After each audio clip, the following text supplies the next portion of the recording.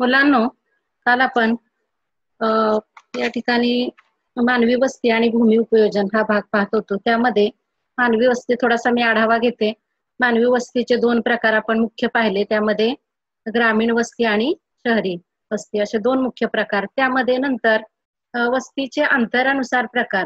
म्हणजे अंतरानुसार म्हणजे काय? घरामधील अंतर किती आहे त्यानुसार आपण वस्तीचे दाट किंवा केंद्रित वस्ती, अर्धकेंद्रित किंवा अपखंडित वस्ती, विखुरलेली वस्ती आणि एकाकी वस्ती असे 4 प्रकार पाहिलेले आहेत. हे कशावरून केलेले होते? तर घरांमधील असलेलं अंतर.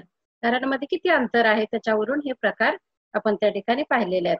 त्यानंतर इतर जे प्रकार आहेत ते वस्तीच्या प्रारूप किंवा आकारानुसार निर्माण झालेले जे प्रकार आहेत ते आपण 6 प्रकार त्या ठिकाणी पाहिले. त्यामध्ये रेषीय वस्ती, आयताकृती वस्ती, आकारहीन वस्ती, केंद्रोत्सारी वस्ती, वर्तुळाकार वस्ती, त्रिकोणी वस्ती असे वस्तीचे काही प्रकार आपण त्या ठिकाणी पाहिले. हे कशामुळे निर्माण झालेले आहेत? तर त्या वस्तीला जो आकार प्राप्त झालेला होता त्यामुळे हे प्रकार किंवा वर्गीकरण आपण त्या ठिकाणी पाहिलेलं आहे. आणि मग वस्तीची निर्मिती का होते किंवा कशा प्रकारे होते त्याची व्याख्या वस्तीची आपण पाहिलेली आहे. त्यानंतर वस्ती निर्मितीवर प्रभाव टाकणारे घटक जे आहेत किंवा वस्तीच्या निर्मितीवर कोणते घटक परिणाम करतात हा भाग सुद्धा आपण पाहिलेला आहे.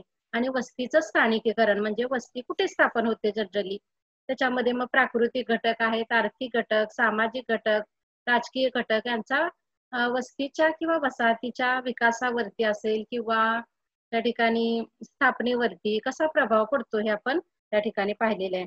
आणि त्यानंतर आज आपण 3 आकृती क्रमांक 3.1 मधील जे छायाचित्र आहे त्याची सुरुवात आपण केलेली होती. जो टॉपिक आहे त्याच्या सुरुवातीलाच आपल्याला हे छायाचित्र दिलेलं आहे आणि त्याचं निरीक्षण करून आपण त्या ठिकाणी जे काही प्रश्न विचारलेले आहेत त्या प्रश्नांची उत्तरे हा भाग आपण सुरू केलेला होता. त्यामध्ये 3 प्रश्नांची उत्तरे आपली देऊन झालेली होती किंवा ती आपण पाहिलेली होती. तरी पुन्हा एकदा बघूया. प्रश्न क्रमांक 1 आहे, अ, ब, क, ड, ई पैकी कुठे मानवी वस्ती निर्माण होऊ शकेल आणि का? आता हे जरा भरभरच घेते मी, काल झालेलं आपलं. तर क या ठिकाणी आणि ड या ठिकाणी या दोन्ही ठिकाणी मानवी वस्ती निर्माण होऊ शकेल. कारण का? तर क हे ठिकाण कसं आहे? पर्वताच्या पायथ्याशी आहे, सपाट जमीन आहे म्हणून त्या ठिकाणी ते वसाहत निर्माण होईल. त्यानंतर ड या ठिकाणी का वसाहत निर्माण होईल? तर ड या ठिकाणी त्रिभुज प्रदेश आहे आणि नदीच्या किनारपट्टीचा भाग असल्यामुळे त्या ठिकाणी ही वसाहत थोडस वरती थोडस हे पहा, ड या ठिकाणी त्रिभुज प्रदेश असल्यामुळे, किनारी प्रदेश असल्यामुळे तिथे वसाहत निर्माण होईल हे आपण सांगितलेलं आहे. त्यानंतर दुसरा प्रश्न पाहिलेला होता आपण, कोणत्या ठिकाणी वस्त्यांची निर्मिती होणार नाही आणि का? तर अ या ठिकाणी वस्तीची निर्मिती होणार नाही, ब या ठिकाणी होणार नाही आणि ई या ठिकाणी होणार नाही. तर त्याची कारण काय आहेत? अ हा भाग कसा आहे? पर्वतीय प्रदेश, पर्वत शिखराचा भाग आहे. तिथे असलेलं हवामान थंड हवामान आहे, ओबडधोबड प्रदेश आहे, उंच सखल बर्फाच्छादित प्रदेश आहे म्हणून तिथे वसाहत निर्माण होणार नाही.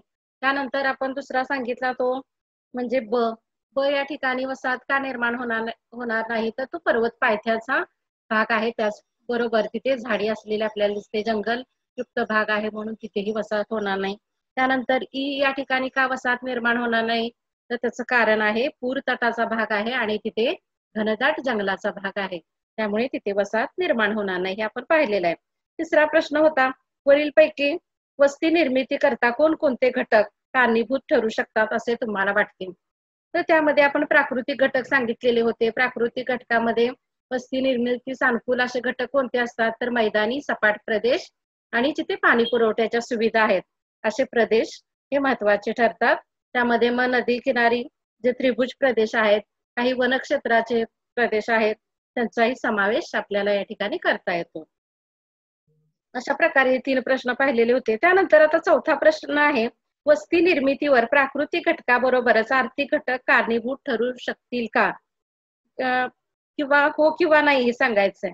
तर हो, कारण आर्थिक घटकाचं सुद्धा या ठिकाणी जसं प्राकृतिक घटक आहे तसे आर्थिक घटक हे सुद्धा महत्वाचे असतात. आता आर्थिक घटकाचा या ठिकाणी कसा संबंध येतो? कारण आर्थिक घटक ज्या प्रदेशामध्ये आपली वस्ती आपण निर्माण करत असतो तिथे मानव काही ना काही व्यवसाय करत असतो आणि मग साहजिकच या व्यवसायामुळे त्याची आर्थिक स्थिती आहे ती आपल्याला भिन्न पाहायला मिळते. शहरामधले असलेले व्यवसाय वेगळे, खेड्यामधले असलेले व्यवसाय वेगळे आणि इथे जर आपण विचार केला तर इथे शेतीयोग्य ड हा भाग आहे. या ठिकाणी शेती हा व्यवसाय मोठ्या प्रमाणात केला जाऊ शकतो. त्यामुळे आर्थिकदृष्ट्या सुद्धा तिथे तो भाग महत्वाचा आहे आणि त्यामुळे आर्थिकदृष्ट्या जर विचार केला तर ही वसाहत सुद्धा महत्वाची ठरू शकते पहा. त्यानंतर प्राकृतिक घटकाचा पुढचा प्रश्न आहे 5वा. प्राकृतिक घटकांचा वस्तीतील आर्थिक क्रियावर परिणाम होऊ शकतो का? होय. कारण का?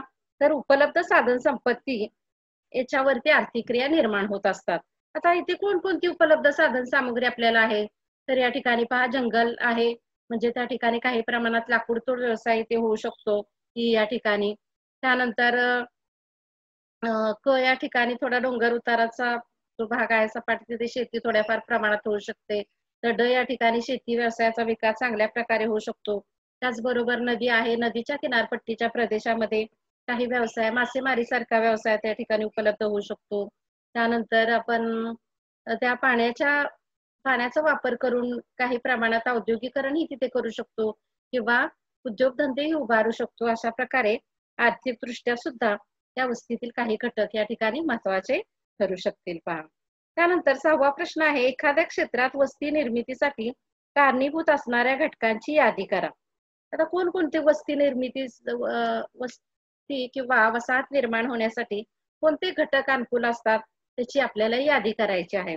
आता त्यामध्ये अनुकूल घटक कोणकोणते आहेत तर असावे लागतात तर भूपृष्ठ रचना. मग भूपृष्ठ रचनेमध्ये मैदानी सपाट भाग असेल, त्यानंतर त्रिभुज प्रदेश असतील तर ते वसाहतीच्या निर्मितीसाठी अनुकूल ठरणार आहेत. दुसरा कोणता घटक सांगता येईल आपल्याला?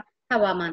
हवामान सुद्धा महत्वाचं आहे कारण अतिशीत हवामान किंवा अति कोरडं हवामान असेल तर त्या ठिकाणी वसाहतीची स्थापना होऊ शकत नाही कारण ते मानवी आरोग्याला असेल, व्यवसाय असतील याच्यासाठी उपयुक्त नसतं.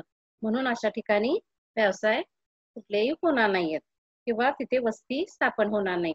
आर्थिक घटक आहेत. आर्थिक घटकामध्ये मी जसं आपण मागच्या प्रश्नामध्ये पाहिलं तिथे व्यवसाय आपण कोणते कोणते करू शकतो आहोत त्याच्यावरती सुद्धा त्या ठिकाणी वसाहत निर्माण होणार किंवा नाही हे ठरत असतं. आता डोंगराळ प्रदेश असला तरी काही ठिकाणी खनिज उपलब्ध असतात पहा आणि मग खनिज त्या ठिकाणी असेल तर तिथे वसाहत निर्माण होऊ शकते. त्यानंतर काही सामाजिक घटक असतात आणि त्या सामाजिक घटकामुळे म्हणजे समाजामध्ये मानव हा समाजप्रिय प्राणी आहे. एका विशिष्ट प्रदेशामध्ये तो समूहाने राहत असतो. मग असे आपल्या आपल्या समूहाचे आपल्या आपल्या जाती धर्माचे लोक एका विशिष्ट प्रदेशात राहताना आपल्याला दिसतात आणि या सामाजिक कारणाचा प्रभाव सुद्धा एखाद्या वसाहतीच्या निर्मितीवरती पडत असतो. त्यानंतर राजकीय घटक. राजकीय घटकाच्या बाबतीत आपण कसं सांगू शकतो तर राजकीय घटक म्हणजे या ठिकाणी त्या देशाचं स्थान कशा प्रकारचं आहे किंवा एखाद्या ठिकाणी वसाहत निर्मिती होण्यासाठी शासनाकडून कशा प्रकारे प्रोत्साहन दिलं जात आहे किंवा तो प्रदेश संरक्षणाच्या दृष्टीने योग्य आहे का? कारण पहा आपण सीमावर्ती भाग पाहिलं तर तिथे शत्रूच्या कारवाया चकमकी वारंवार होत असतात. सुरक्षिततेच्या दृष्टीने तो भाग योग्य नसतो. अशा वेळी अशा ठिकाणी वसाहत स्थापन होणं जिकिरीचं असतं किंवा वसाहती स्थापन झाल्या तरी तिथे सतत धोकादायक परिस्थिती निर्माण होत असते. त्यामुळे अशा वसाहती निर्माण करताना विचार करावा लागतो. तेव्हा बऱ्याच वेळा एखाद्या ठिकाणी खूप वस्तीचं केंद्रीकरण झालं असेल तर शासनामार्फत एखादा प्रदेश असा निर्माण केला जातो जिथे MIDCs वगैरे स्थापन केले जातात आणि मग लोक त्या प्रदेशामध्ये तिकडे जाऊन स्थलांतरित होतात किंवा जाऊन राहत असतात. म्हणजे हे शासनाचं धोरण आहे. वस्तीच्या विकेंद्रीकरणात सुद्धा कारणीभूत ठरत असतं. शासनाने योग्य प्रमाणात स्वस्त जमीन उपलब्ध करून दिली, सोयी सुविधा उपलब्ध करून दिल्या तर दुसऱ्या प्रदेशामध्ये सुद्धा त्या ठिकाणी वसाहती निर्माण होऊ शकतात. म्हणजे या ठिकाणी शासकीय धोरण हा भाग सुद्धा त्या ठिकाणी महत्वाचा आहे. अशा प्रकारे आपण त्या ठिकाणी ही पहिली जी आकृती आहे जी दिलेली आपल्याला पहिलं जे छायाचित्र दिलेलं आहे त्या छायाचित्राचं आपण या ठिकाणी स्पष्टीकरण आणि त्याच्यावरचे प्रश्न पाहिलेले आहेत पहा. त्यानंतर आपल्याला वस्तीचे जे काही प्रमुख प्रकार आहेत त्या प्रकाराशी रिलेटेड या ठिकाणी जोड्या जुळवा अशा प्रकारचा एक प्रश्न 3.2 मध्ये दिलेला आहे पहा. तिथे आपल्याला वस्त्यांचे प्रकार दिलेले आहेत आणि त्यानुसार पुढच्या बाजूला वेगवेगळ्या वस्त्यांचे जे काही वैशिष्ट्ये आहेत, ती वैशिष्ट्ये त्या ठिकाणी दिलेली आहेत. आता इथे ही जे वस्तीची प्रतिमा आहे ती कशी आहे? सॅटेलाइट इमेज त्याला म्हटलं जातं, उपग्रही प्रतिमा. उपग्रहाच्या माध्यमातून आपण पहा गुगल अर्थचा वगैरे वापर करून त्या ठिकाणी अगदी आपल्या गावाची सुद्धा प्रतिमा मिळवू शकतो. तशाच प्रकारे उपग्रहाच्या माध्यमातून या प्रतिमा मिळवलेल्या आहेत किंवा काही प्रतिमा इथे आपल्याला दिलेल्या आहेत पहा. त्याला उपग्रही प्रतिमा म्हटलं जातं किंवा सॅटेलाइट इमेज असं म्हटलं जातं. आता एका बाजूला सॅटेलाइट इमेज दिलेले आहेत आणि दुसऱ्या बाजूला काही वस्त्यांची वैशिष्ट्ये दिलेली आहेत आणि त्याच्यानुसार आपल्याला तिथे एक चौकोन दिलेला आहे. त्या चौकोनामध्ये ज्या चित्रामध्ये दिसतात किंवा त्या इमेज ज्या दिलेल्या आहेत त्याच्यापैकी कुठली वस्ती त्या ठिकाणी ह्या वैशिष्ट्यांना लागू होते, तो जो क्रम आहे किंवा आई जे दिलेलं आहे ते आपल्याला त्या चौकोनामध्ये लिहायचं आहे आणि अशा प्रकारे इथे ही जोडी लावायची. आता पहिला प्रकार त्यामध्ये पाहूयात आपण. पहिली ही इमेजनरी किंवा इमेज आहे ती कशी दिसते आपल्याला? अगदी घनदाट घरे तिथे दिसतात, अगदी खूप जवळ घरांची घरे असलेली आपल्याला पाहायला मिळतात. त्यानंतर दुसरं इमेज जर पाहिली आपण तर या ठिकाणी एक रस्ता दिसतोय आणि त्या रस्त्याच्या बाजूने घरे दिसतात आपल्याला किंवा इमारती त्या ठिकाणी दिसतात. तिसरी बघा, त्या ठिकाणी दोन नद्या एकत्र आलेल्या आहेत किंवा संगमाचं ठिकाण आहे आणि त्या ठिकाणी त्रिभुज प्रदेश निर्माण झालेला आहे आणि त्या त्रिभुज प्रदेशावरती एक त्रिकोणाकृती वसाहत निर्माण झालेली इथे आपल्याला दिसते पहा ई मध्ये. त्यानंतर त्यानंतर ई झाला. ई म्हणजे त्रिकोणी वस्ती दिसते आपल्याला, त्रिकोणाकार दिसतोयच वस्तीला तिथे निर्माण झालेला. त्यानंतर दुसरी ई दिसते, दीर्घ ई म्हणतो आपण ज्याला. तर ठिकाणी पहा मध्ये एक तळ दिसतंय किंवा तलाव दिसतोय आणि त्या तलावाच्या बाजूने दाट अशी वस्ती निर्माण झालेली आपल्याला पाहायला मिळते. त्यानंतर पुढे ऊ हा प्रकार दिसतो इथे. मध्ये एक सेंट्रल प्लेस, जसं काल मी तुम्हाला सांगितलं, मध्ये एखादं मंदिर असतं, एखादं चौक असतो आणि ते चौकातून बाहेरच्या दिशेने रस्ते गेलेले असतात आणि त्या रस्त्यांच्या कडेकडेनी किंवा बाजूनी समांतर अशा वसाहती निर्माण होतात. अशी वसाहत आपल्याला इथे दिसते. एक काहीतरी मध्ये एखादं मोठं ग्राउंड सुद्धा असू शकतं पहा किंवा क्रिकेटचं एखादं मैदान असेल किंवा तिथे स्टेडियम असू शकतं असं आणि तिथून मग बाजूला वसाहती निर्माण होताना दिसतात. हा प्रकार ऊ मध्ये आपल्याला दिसतोय. एकदम वरती जातोय. त्यानंतर दुसरा ऊ, दीर्घ ऊ दिसतोय तिथे पहा. नियोजित वसाहती असे प्लॉट पाडल्यासारखे दिसतात आणि त्याच्यामध्ये रस्ते योग्य प्रकारे आहेत, योग्य प्रकारे वसाहती आपल्याला तिथे दिसतात. अशा प्रकारे इथे ह्या इमेजेस किंवा आपल्याला चित्र हे किंवा फोटोग्राफी दिसते, एरियल फोटोग्राफ किंवा त्याला सॅटेलाइट फोटोग्राफ असं म्हटलं जातं. आणि त्यानंतर त्याच्या बाजूला वस्तीची वैशिष्ट्ये आपल्याला दिलेली दिसतात.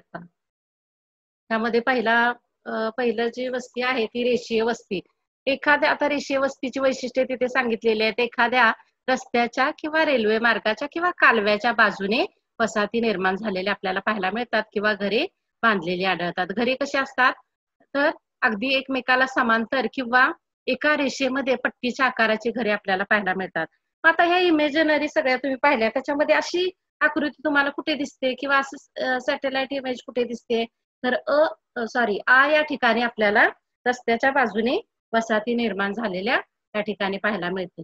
इथे कुठला अक्षर येईल तर आ हे अक्षर त्या ठिकाणी येणार आहे पहा. त्यानंतर दुसरा आहे आयताकृती वस्ती. त्याची वैशिष्ट्ये इथे दिलेली आहेत. ते कुठल्या आकृतीसाठी लागू पडतंय पहा. घरे ओळीत आणि सरळ रेषेत असतात.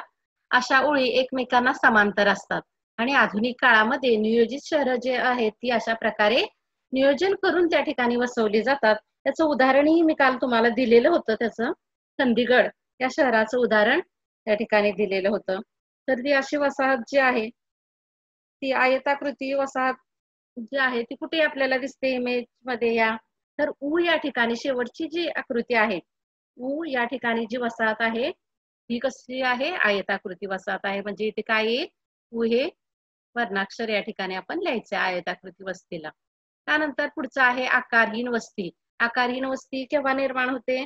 किंवा त्याला त्या ठिकाणी कुठल्याही प्रकारचा योग्य असा आकार नसतो, कशाही पद्धतीने जिथे जिथे जागा उपलब्ध होईल अशा ठिकाणी अशी वस्ती निर्माण होत असते.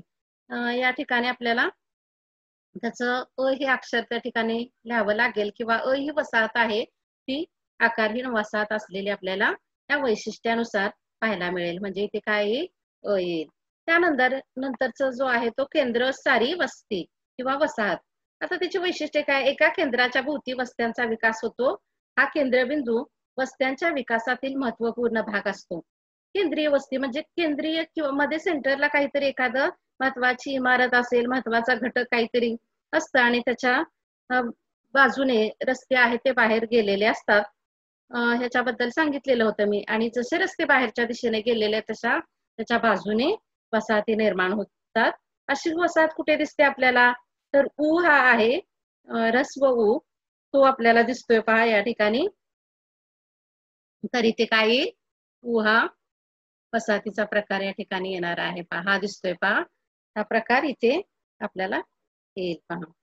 त्याला काय म्हणता येईल आपल्याला? केंद्रस्थानी वस्ती. तो ऊ झाला.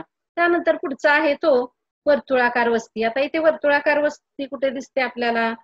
तर ही या ठिकाणी वर्तुळाकार वस्ती आपल्याला पाहायला मिळते. हे पहा.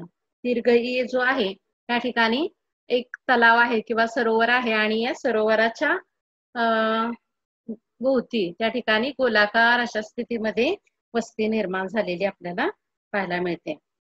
म्हणजे तिथे काय येईल? वर्तुळाकार वस्तीचा तो चौकोन आहे रिकामा तिथे ई हे अक्षर येईल पहा.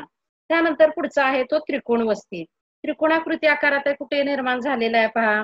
तर त्रिकोणाकृती आकार हा आपल्याला ऱ्हस्व ई जो आहे ई हा आपण इथे लिहू शकतो. या ठिकाणी त्रिकोणी वस्ती निर्माण झालेली आहे. म्हणजे या ठिकाणी जिथे दोन नद्यांचे संगम असतात किंवा एखादं समुद्राचा आत गेलेला भाग ज्याला आखात म्हणतो आपण, असं आखात असतं. अशा ठिकाणी अशी त्रिकोणाकृती वस्ती निर्माण होते. म्हणून इथे काय येईल? ऱ्हस्व ई हे अक्षर या ठिकाणी येईल. अशा पद्धतीने ही जोडी आपल्याला या ठिकाणी लावायची होती. तर हे तुम्ही निरीक्षण करून पुन्हा लिहू शकता तिथे. त्यानंतर आता पुढचा भाग आहे तो म्हणजे शहरी. आता नगरांना जो आकार प्राप्त झालेला ग्रामीण वसाहती ज्या आहेत त्या ग्रामीण वसाहतीचे प्रकार त्याचं वर्गीकरण आपण पाहिलं. त्यानंतर आता आपल्याला शहरी वसाहतीबद्दल पाहायचं आहे. दुसरा जो मुख्य प्रकार आहे तो म्हणजे शहरी त्याला सेटलमेंट असं म्हटलं जातं. रुरल म्हणजे ग्रामीण, रुरल सेटलमेंट हा ग्रामीण वसाहती आणि अर्बन सेटलमेंट म्हणजे नागरी वसाहती. आता नागरी वसाहती या कशा निर्माण होतात किंवा अशा नागरी वसाहती होण्यामागे कोणती कारणे आहेत? तर नागरी वसाहती जसं आपण ग्रामीण वसाहतीचं पाहिलं अंतरानुसार आणि आकारानुसार, तसंच इथे सुद्धा दोन प्रकारे या वसाहतीचे प्रकार केले जातात.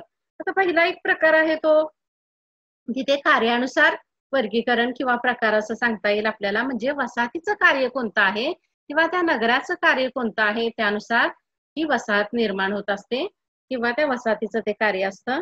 आणि दुसरा जो प्रकार आहे तो म्हणजे त्या ठिकाणी त्या नगराची असलेली लोकसंख्येनुसार त्या ठिकाणी नगरांचे प्रकार पडत असतात. त्यामध्ये पहा, अगदी मी कालच तुम्हाला सांगितलं, पहिल्यांदा एक छोटस शेतावरची एक वस्ती असते, त्यानंतर त्याचं रूपांतर पाड्यामध्ये होतं. पाड्यानंतर जशी त्याची लोकसंख्या वाढत जाते तसं त्याचं वाडीमध्ये रूपांतर होतं. वाडीनंतरचा प्रकार आहे तो विलेज, गावामध्ये म्हणजे छोट्याशा त्याचं रूपांतर होतं. गावाचं रूपांतर त्या ठिकाणी शहरामध्ये होत असतं. शहराचं रूपांतर पुन्हा तिथे पण पहा, सिटी आणि टाउन असे दोन प्रकार आहेत. शहराचं रूपांतर पुन्हा नगरामध्ये होतं. नगराचं रूपांतर महानगरामध्ये होतं. महानगराचं रूपांतर पुन्हा महाकाय नगरामध्ये होत असतं. अशा पद्धतीने त्या ठिकाणी जशी जशी लोकसंख्या वाढत जाते तसं तसं त्या ठिकाणी हा वस्तीचं रूपांतर आहे ते छोट्याशा वाडे किंवा पाड्यापासून होत जाऊन ते महाकाय नगरापर्यंत सननगर किंवा मेट्रोपोलिस किंवा मेगालोपोलिस असं त्याला इंग्रजीमध्ये म्हटलं जातं, असं हे रूपांतर होत असतं.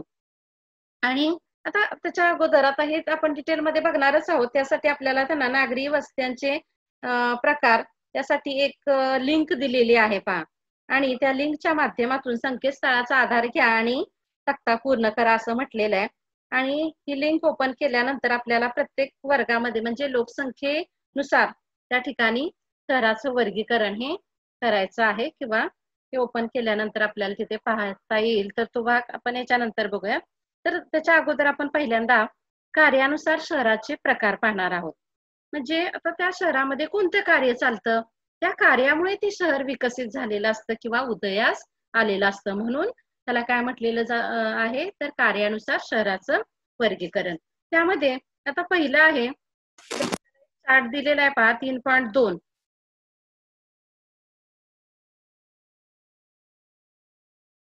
3.2 मध्ये आपल्याला शहराचं हे वर्गीकरण दिलेलं आहे. ते आपण बघूया. उदाहरणे देऊन तक्ता 3.2 पूर्ण करा. आता इथे शहराचे वेगवेगळे प्रकार दिलेले आहेत. त्यानुसार आपल्याला महाराष्ट्रातील शहराची नावे आणि महाराष्ट्राबाहेरची शहराची नावे इथे लिहायची आहेत. परंतु त्या अगोदर आपण थोडंसं प्रशासकीय शहर म्हणजे काय, पहिला प्रकार आहे प्रशासकीय, दुसरा औद्योगिक, वाहतूक, व्यवसाय, खाणकाम, छावणी, शैक्षणिक, धार्मिक आणि पर्यटन असे कार्यानुसार शहराचे प्रकार त्या ठिकाणी दिलेले आपल्याला पाहायला मिळतात किंवा केलेले पाहायला मिळतात.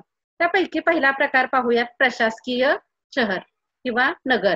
आता प्रशासकीय नगर कशाला म्हटलं जातं, ज्या ठिकाणी प्रशासकीय कामं केली जातात, वेगवेगळे ऑफिसेस असतात, अशा म्हणजे देशाच्या राजधान्या असतील किंवा जिथे जिल्हा परिषद असतात किंवा बऱ्याच ठिकाणी अशा बरेचसे प्रशासकीय ऑफिसेस ज्यामध्ये म्हणता येईल आपल्याला वेगवेगळ्या प्रकारची कामे जी प्रशासकीय आहेत, न्यायालय असेल किंवा तिथे काय सांगता येईल आपल्याला पहा. आता मुंबईचंच उदाहरण घेतलं तर मुंबई राजधानी आहे, म्हणजे देशाचं सगळं व्यवस्थापन जे आहे, व्यावसायिक जे भाग जो आहे तिथे जी प्रशासकीय व्यवस्था आहे ती तिथून पाहिली जाते. म्हणजे अशी जी शहरं आहेत तिथे ज्या ठिकाणाहून प्रशासनाचं काम केलं जातं किंवा वेगवेगळी प्रशासकीय ऑफिसेस असतात, त्याला काय म्हटलं जातं, प्रशासकीय नगर असं म्हटलं जातं. आता त्याचं पहा, महाराष्ट्रातील एखाद्या शहराचं नाव आपण त्या ठिकाणी सांगूयात. कुठलं सांगता येईल प्रशासकीय नगर, तर मुंबई हे शहर आपल्याला सांगता येईल. त्यानंतर नागपूर हे शहर आहे जे महाराष्ट्रातील प्रशासकीय शहर आहे. त्याच्या व्यतिरिक्त सुद्धा आपल्याला बरीचशी सांगता येतील. पुणे आहे, कोल्हापूर आहे, खूप तशी सांगता येतील. जी जी जिल्ह्याची ठिकाणं आहेत ती विशेषतः प्रशासकीय. आपल्या इथला अलिबाग ही सांगता येईल पहा. आता अलिबाग या ठिकाणी जर आपण विचार केला तर पूर्ण रायगड जिल्ह्यातील जे प्रशासकीय ऑफिसेस आहेत त्याच्यामध्ये पाटबंधारे खातं असेल, पाणी पुरवठा खातं असेल, बांधकाम खातं असेल, शैक्षणिक खातं असेल, या सगळ्यांची ऑफिसेस आपल्याला तिथे असलेली पाहायला मिळते. म्हणजे काही प्रशासकीय काम करायचं असेल तर आपल्याला कुठे जावं लागतं, अलिबागला जावं लागतं. म्हणजे अलिबाग हे रायगड मधलं आपल्याला प्रशासकीय ठिकाण सांगता येईल. तसं मुंबई मुंबई हे ठिकाण आहे. नागपूर ही आपली आर्थिक राजधानी आहे. मुंबई ही महाराष्ट्राची राजधानी आहे.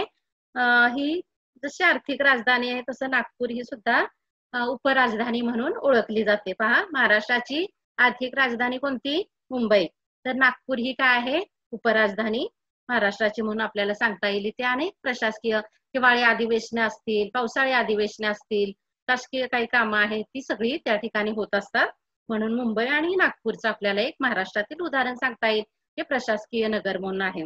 त्यानंतर आता महाराष्ट्राबाहेरील कोणतं शहर सांगता येईल आपल्याला, त्यामध्ये दिल्ली आहे. आता दिल्लीमध्ये अगदी सगळ्या राज्यांची प्रशासकीय व्यवस्था तिथे चालते. म्हणजे महाराष्ट्रातली जी व्यवस्था आहे ती शेवटी कुठे दिल्लीमध्ये जाऊनच तिथे काही केंद्रीय जे म्हणतो आपण सेंटर आपलं दिल्लीच राहतं. म्हणजे जी प्रशासकीय व्यवस्था आहे ती शेवटी कुठून पाहिली जाते, दिल्लीवरून. त्यानंतर कोलकाता हे शहर आहे, जिथून महाराष्ट्राच्या बाहेरील जे प्रशासकीय व्यवस्था असलेलं किंवा प्रशासनाची ऑफिसेस असलेलं किंवा महत्वाची प्रशासकीय कार्य जिथून चालतात असे हे केंद्र आपल्याला सांगता येतील. याच्या व्यतिरिक्त ही बरीच आहेत. त्या ठिकाणी बेंगलोर आहे, मद्रास आहे, अशी बरीच सांगता येतील. पण आपल्याला 1-2 ठिकाणं इथे सांगायची आहेत. ही झाली प्रशासकीय शहरे. त्यानंतर दुसरं जे आहे ते औद्योगिक शहरे. औद्योगिक कशाला म्हणतो आपण, ज्यामध्ये उद्योगधंद्यांचं केंद्रीकरण मोठ्या प्रमाणामध्ये झालेलं आहे. त्याचं उदाहरण आपल्याला सांगता येईल, जिथे MIDC स्थापन झालेले आहेत. MIDC कशाला म्हणतो आपण, महाराष्ट्र राज्य औद्योगिक विकास महामंडळ, हे महाराष्ट्रापुरतं झालं. परंतु इतर राज्यामध्ये गुजरातचं असेल GIDC म्हटलं जातं, तसं त्या त्या राज्यानुसार त्या ठिकाणी ती नावं आहेत. तर अशी ज्या ठिकाणी औद्योगिक प्रदेश आहेत किंवा कारखानदारी मोठ्या प्रमाणात आहे, त्या कारखान्यांमुळे ते शहर उदयास आलेलं असतं. पहा, एखादा कारखाना स्थापन होतो, त्याला पूरक असे व्यवसाय किंवा कारखाने निर्माण होतात. हळूहळू मग त्या ठिकाणी लोक स्थलांतरित होतात आणि छोट्या शहराचं रूपांतर मोठ्या शहरामध्ये होतं. आपला हा रसायनीचा पातळगंगा इंडस्ट्रीयल एरिया आहे, तोही आपल्याला त्याच्यामध्ये सांगता येईल. महाराष्ट्रामधला एक महत्वाचा असा तो इंडस्ट्रीयल एरिया आहे किंवा औद्योगिक प्रदेश म्हणून सांगता येईल. त्यानंतर कुठलं सांगता येईल? पिंपरी चिंचवड आहे. पिंपरी चिंचवड इथे सुद्धा जवळजवळ 4,000 लहान मोठे कारखाने आहेत. मग त्याच्यामध्ये ऑटोमोबाईल, इंजिनिअरिंग आहेत, इतर बरेचसे व्यवसाय, केमिकल काही प्रमाणात आहेत. असे व्यवसाय त्या ठिकाणी किंवा उद्योगधंदे स्थापन झालेले आपल्याला पाहायला मिळतात. म्हणजे पिंपरी चिंचवडचं एक नाव सांगता येईल. त्यानंतर औरंगाबाद हे शहर आहे, जिथे मोठ्या प्रमाणात उद्योगधंदे आहेत. मग त्यामध्ये केमिकल उद्योग आहेत, काही इंजिनिअरिंग उद्योग आहेत. हे आपल्याला औरंगाबाद या ठिकाणी पाहायला मिळतील. म्हणजे हे महाराष्ट्रातली 2 शहरं आपण सांगितली. आता महाराष्ट्राबाहेरील औद्योगिक शहरे कोणती आहेत? तर त्यामध्ये आपण जमशेदपूर, त्यानंतर बोकोरो, बल्लारपूर अशी काही शहरं सांगू शकतो. आता जमशेदपूरचं काय वैशिष्ट्य आहे? तर जमशेदपूर हे लोहपोलाद केंद्र आहे.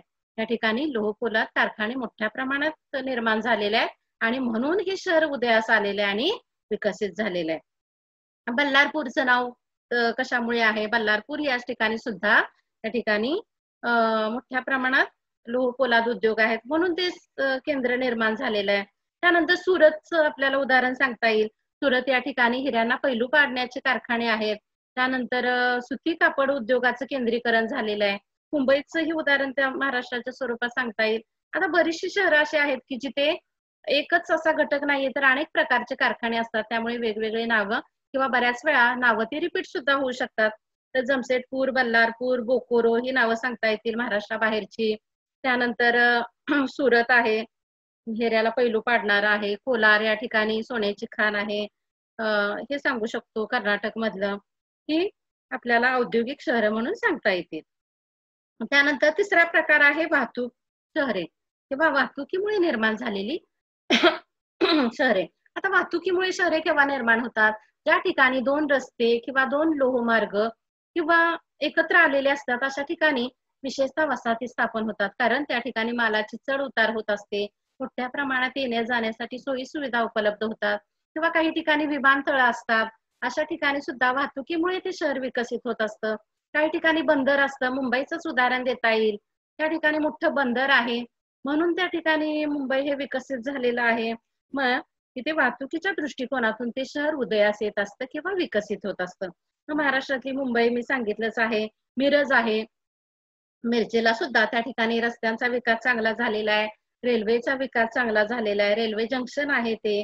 पुण्याचं उदाहरण सांगता येईल. पुण्यावरून सुद्धा विमानतळ आहे पुण्याला. त्या ठिकाणी पुण्यावरून अनेक लोहमार्ग, रस्ते त्या ठिकाणी इतर शहरांना जोडले गेलेले आहेत. त्यानंतर नागपूरचं उदाहरण सांगता येईल. नागपूरवरून सुद्धा त्या ठिकाणी विमानाने आपल्याला प्रवास करता येतो. विमानतळ आहे तिथे, रस्ते आहेत, रेल्वे मार्ग आहेत. ही काही नावं आपल्याला महाराष्ट्रातील सांगता येतील. त्यानंतर महाराष्ट्राबाहेरील वाहतुकीची शहरे कोणती किंवा वाहतुकीमुळे निर्माण झालेली कोणती शहरे आहेत? 10 मिनिटं राहिले का?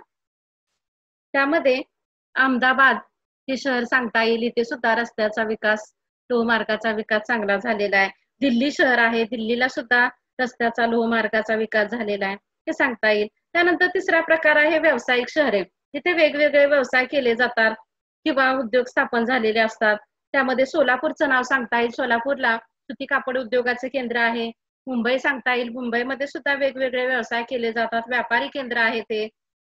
त्यानंतर तुम्हाला याच्यामध्ये कोल्हापूर सांगता येईल. सांगलीची पहा, सांगलीची हळद बाजारपेठ महत्वाची आहे. कोल्हापूरचा गुळ व्यवसाय हा मोठ्या प्रमाणात गुळाची बाजारपेठ आहे, म्हणून ते सांगता येतील आपल्याला. आणि महाराष्ट्राबाहेरील सुरत, सुरत या ठिकाणी कापड उद्योगाचा व्यापार मोठ्या प्रमाणात होत असतो. तुम्हाला माहिती, सुरतला वगैरे मोठ्या प्रमाणात त्या ठिकाणी साड्या वगैरे स्वस्तात मिळतात, कारण तिथे तयार होतात. म्हणजे तिथे मोठ्या प्रमाणात हा व्यवसाय केला जातो. बंगळूर हे शहर आहे, ते सांगू शकतो आपण. हे झालं व्यवसायाच्या बाबतीत. त्यानंतर खाणकामामुळे निर्माण झालेली शहरे, त्यामध्ये जिथे खनिज उत्पादन होत असतं त्या ठिकाणी ते खनिजाचं उत्खनन करून मग तिथे प्रक्रिया केली जाते आणि शहरे उदयास येतात. मग महाराष्ट्रामधील कोणतं सांगता येईल? त्यामध्ये चंद्रपूर आहे, भंडारा आहे. त्या ठिकाणी पहा मोठ्या प्रमाणात खणी उपलब्ध असलेले आपल्याला पाहायला मिळतात किंवा खनिजे मोठ्या प्रमाणात सापडतात म्हणून ही शहरे उदयास आणि विकसित पावलेली दिसतात. आता महाराष्ट्राबाहेरील कोणतं सांगता येईल तर झारिया हे आहे, कोलार हे आहे. कोलार सांगितलं मी, तिथे कोळशाच्या खाणी आहेत, त्याचबरोबर हिऱ्याच्या खाणी त्या ठिकाणी आहेत. ही आपल्याला नावं त्या ठिकाणी खाणकाम व्यवसायामुळे विकसित झालेली सांगता येतील.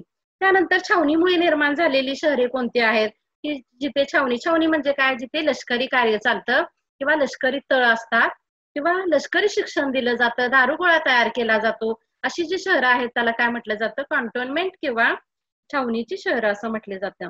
त्यामध्ये महाराष्ट्रातील कोणती सांगता येतील, खडकी हे पुण्यामधलं खडकी हे ठिकाण आपल्याला सांगता येईल. या ठिकाणी छावणी आहे, सैनिकांना प्रशिक्षण दिलं जातं. त्यानंतर नाशिक मधील देवळोली हे सांगता येईल आपल्याला, ज्या ठिकाणी नाशिकमध्ये मिग विमानं बनवली जातात. दारुगोळ्याची कारखाने त्या ठिकाणी नाशिकला आहेत. त्यानंतर सैन्यांना प्रशिक्षण दिलं जातं. अशी खडकी पुण्यामधल्या आणि नाशिक देवळोली ही महाराष्ट्रातील ठिकाणं सांगता येतील, ज्याच्यामुळे तिथे छावणी शहरं म्हणून विकसित झालेली दिसतात. आता महाराष्ट्राबाहेरील कोणती सांगता येईल, हावडा हे आहे, गुवाहाटी हे आहे, डेहराडून आहे. डेहराडूनला सुद्धा त्या ठिकाणी मोठ्या प्रमाणामध्ये सैन्याची छावणी दिसते. त्यानंतर पंजाब मधील काही, हिमाचल मधील काही भाग आपल्याला पठाणकोट वगैरे सांगता येईल, तिथे सुद्धा मोठ्या प्रमाणात सैन्याची छावणी असलेली आपल्याला पाहायला मिळते. ही झाली छावणीमुळे निर्माण झालेली. पुढचं आहे शैक्षणिक शहरे. शैक्षणिक कार्यामुळे जी विकसित झाली ते शैक्षणिक, त्यामध्ये आपल्या डोळ्यासमोरच अगदी जवळ असलेले पुणे शहर, पुण्याला आपण विद्येचं माहेरघर म्हणतो. वेगवेगळ्या प्रकारची शैक्षणिक संस्था त्या ठिकाणी विकसित झालेल्या आहेत आणि मग महाराष्ट्रातूनच त्याचबरोबर देशाच्या बाहेरून सुद्धा पुण्यामध्ये लोक शिक्षणासाठी येतात. पुणे विद्यापीठ महत्वाचं आहे. मुंबईला सुद्धा आपल्याला सांगता येईल, मुंबईला सुद्धा मुंबई विद्यापीठ, त्या ठिकाणी अगदी फ्रेंच, जर्मन, जॅपनीज अशा वेगवेगळ्या भाषा शिकवल्या जातात म्हणून भारतातून त्याचबरोबर भारताच्या बाहेरून सुद्धा लोक येतात. त्यानंतर कोल्हापूर, औरंगाबाद या ठिकाणी सुद्धा विद्यापीठ आहेत. कोल्हापूरचं शिवाजी विद्यापीठ आपल्याला सांगता येईल, ज्याच्यामुळे शैक्षणिक पार्श्वभूमी लाभलेली आहे. औरंगाबादचं मराठवाडा विद्यापीठ आहे हे सांगता येईल. अशी ही शैक्षणिक शहरं उदयास आलेली आहेत. त्यानंतर महाराष्ट्राबाहेरचं दिल्ली आहे, हैदराबाद आहे, नालंदा आहे, त्यानंतर बनारस आहे. बनारस विश्व हिंदू विद्यापीठ हे तुम्हाला माहिती आहे. त्या ठिकाणी शिक्षणामुळे मोठ्या प्रमाणामध्ये लोक केंद्रित झालेले आहेत किंवा वसाहती, किंवा राजस्थान मधील कोटा हे अलीकडेच उदयाला आलेलं आहे. त्या ठिकाणी सुद्धा पहा मोठ्या प्रमाणात नीट किंवा जेईई सारखे जे कोर्सेस आहेत त्याच्यावरती मोठ्या प्रमाणात शिक्षण किंवा प्रशिक्षण संस्था तिथे निर्माण झालेल्या आपल्याला पाहायला मिळतात. राजस्थान मधील कोटा हे आपल्याला सांगता येईल. आता धार्मिक मध्ये आपल्याला त्या ठिकाणी धार्मिक कार्यामुळे जिथे काही मंदिर असतील किंवा असे धार्मिक घटकांमुळे निर्माण झालेली शिर्डीचं उदाहरण सांगता येईल, पंढरपूरचं उदाहरण आपल्याला सांगता येईल. या ठिकाणी मोठ्या प्रमाणात लोक त्या मंदिरामुळे किंवा त्याला एक धार्मिक स्थान किंवा वैशिष्ट्य असल्यामुळे लोक केंद्रित झालेले आपल्याला त्या ठिकाणी पाहायला मिळतात. त्यानंतर महाराष्ट्राच्या बाहेरचं उदाहरण सांगता येईल, अयोध्या आहे पहा, गया आहे, तिरुपती आहे, ही ठिकाणं आहेत. त्या ठिकाणी मोठ्या प्रमाणात धार्मिक कार्य केलं जातं किंवा धार्मिकतेमुळे किंवा मंदिर आहेत त्यामुळे लोक त्या ठिकाणी जाताना दिसतात. किंवा अगदी हिमाचल मधलं तुम्हाला काही सांगता येतील, अमरनाथ आहे, त्या ठिकाणी सुद्धा लोक जातात. त्यानंतर कैलास मानसरोवर वगैरे ही सुद्धा शहरं कशामुळे निर्माण झालेली आहेत तर त्याचं धार्मिक महत्वामुळे निर्माण झालेली आहेत. त्यानंतर शेवटचं आहे पर्यटन. पर्यटनामुळे उदयास आलेली किंवा तिथे वस्ती स्थापन झालेली, ती विकसित झालेली असं महाराष्ट्रातील बरेचसे सांगता येतील. त्यामध्ये आपल्या जवळच माथेरान आहे, महाबळेश्वर आहे. अगदी त्या ठिकाणी बाकीचे घटक जरी अनुकूल नसले तरी केवळ पर्यटन स्थळ आहे म्हणून ही शहरं विकसित झालेली आपल्याला पाहायला मिळतात. दरवर्षी भारताच्या कानाकोपऱ्यातून लोक त्या ठिकाणी पर्यटनासाठी येताना दिसतात. अशी पर्यटन शहरं आपल्याला सांगता येतील. त्यानंतर महाराष्ट्राच्या बाहेरची जयपूर आहे, जयपूरला पिंक सिटी, गुलाबी शहर म्हणतो आपण राजस्थान मधील. त्यानंतर हिमाचल मधील शिमला आहे, कुलू आहे, मनाली आहे तिकडे. त्यानंतर उटकमंड सांगता येईल इकडे. केरळचा काही भाग, केरळ मधील काही शहरं आहेत. अशी जी महाराष्ट्राबाहेरील पर्यटनामुळे निर्माण झालेली शहर आपल्याला त्या ठिकाणी सांगता येईल. हैदराबाद सुद्धा आहे, तुम्हाला सांगता येईल हैदराबादला जो रामोजी फिल्म सिटी आहे त्यामुळे सुद्धा बरेचसे लोक त्या ठिकाणी पर्यटन करायला येताना आपल्याला दिसतात. दौलताबाद किल्ला आहे हैदराबादला. औरंगाबाद तो महाराष्ट्रामध्ये येतो. तर महाराष्ट्राबाहेरील अशी बरीचशी ठिकाणं आहेत. अनेक नावं आपल्याला त्यामध्ये सांगता येतील, ज्याच्यामध्ये जी शहरं केवळ पर्यटनामुळे निर्माण झालेली आपल्याला पाहायला मिळतील. कन्याकुमारीचं नाव सांगता येईल तिथे. तर अशी काही पर्यटन शहरं आहेत जिथे पर्यटन व्यवसायाचा विकास झाल्यामुळे ही शहरं विकसित झालेली आहेत. अशा प्रकारे शहरांचं जे कार्यानुसार वर्गीकरण जे आहे ते वर्गीकरण आपण या ठिकाणी आज पाहिलेलं आहे. प्रशासकीय कार्यामुळे प्रशासकीय नगर, वाहतूक कार्यामुळे वाहतूक नगर, व्यवसायामुळे व्यावसायिक शहरे, खाणकामामुळे खाणकाम शहरे, छावणीमुळे छावणीची शहरे, शैक्षणिकमुळे शैक्षणिक कार्यामुळे शैक्षणिक शहरे, धार्मिक कार्यामुळे धार्मिक शहरे आणि पर्यटन व्यवसायामुळे पर्यटन शहरे, असे हे त्या ठिकाणी शहराचे कार्यानुसार वर्गीकरण आपल्याला सांगता येईल. पहा, प्रश्नामध्ये गल्लत करायचे नाही. शहराचे कार्यानुसार प्रकार विचारलेले आहेत की लोकसंख्येनुसार विचारलेले आहेत, हे काळजीपूर्वक त्या ठिकाणी पाहायचं आणि त्यानुसार आपल्याला उत्तर मग लिहिता येतं. तर हे आज आपण काय पाहिले, कार्यानुसार शहराचे प्रकार पाहिलेले आहेत. आता त्यानंतर उद्या आपण लोकसंख्येनुसार शहराचे प्रकार थोडक्यात मी सांगितलेलेच आहेत, परंतु डिटेल किती लोकसंख्येनंतर कुठलं शहर वगैरे कसं वाढत जातं ते आपण डिटेलमध्ये उद्या पाहणार आहोत. आता वेळ संपत आलेले. अशा प्रकारे आपण आज शहरांचं कार्यानुसार वर्गीकरण या ठिकाणी अभ्यासलेलं आहे. ठीक आहे.